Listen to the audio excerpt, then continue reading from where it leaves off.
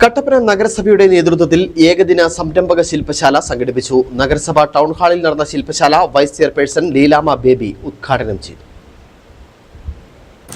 സംരംഭക വർഷം പദ്ധതിയുടെ ഭാഗമായാണ് കട്ടപ്പന മുനിസിപ്പാലിറ്റിയും ഇരട്ടയാർ ഗ്രാമപഞ്ചായത്തും ഉടുമ്പൻചോല താലൂക്ക് വ്യവസായ ഓഫീസിന്റെ സംയുക്ത ആഭിമുഖ്യത്തിൽ സംരംഭകർക്കായി ഒരു ഏകദിന ശില്പശാല സംഘടിപ്പിച്ചത്. കട്ടപ്പന ടൗൺ ഹാളിൽ വെച്ചാണ് ശില്പശാല നടത്തിയത്.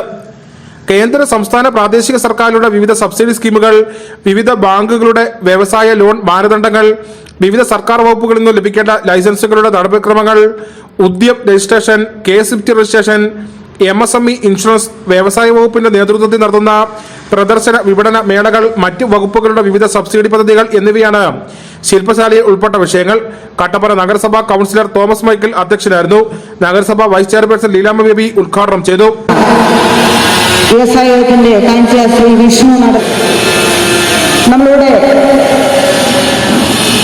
അധ്യക്ഷ പ്രസംഗത്തിൽ സൂചിപ്പിച്ചതുപോലെ തന്നെ ഒരു വ്യവസായം അല്ലെങ്കിൽ ഒരു ബിസിനസ് എങ്ങനെ ആരംഭിക്കണം, ആ ബിസിനസ് എങ്ങനെ നമ്മൾ നേരിടണം, അവ വളർത്തിക്കൊണ്ടുവരുമ്പോൾ നമുക്കുണ്ടാകുന്ന പ്രശ്നങ്ങൾ, അവയുടെ പ്രശ്ന പരിഹാരം, ഒരു ബിസിനസ് തുടക്കത്തിൽ നമുക്ക് ഏതെങ്കിലും തരത്തിലുള്ള ക്ഷീണം ഉണ്ടായാൽ അത് ഉടനെ പരിപാടിയിൽ കട്ടപ്പന നഗരസഭാ പരിധിയിൽ ഉൾപ്പെടെയുള്ള നിലവിലുള്ള സംരംഭകരും സംരംഭം തുടങ്ങാൻ ആഗ്രഹിക്കുന്നവർ ഉൾപ്പെടെ പങ്കെടുത്തു.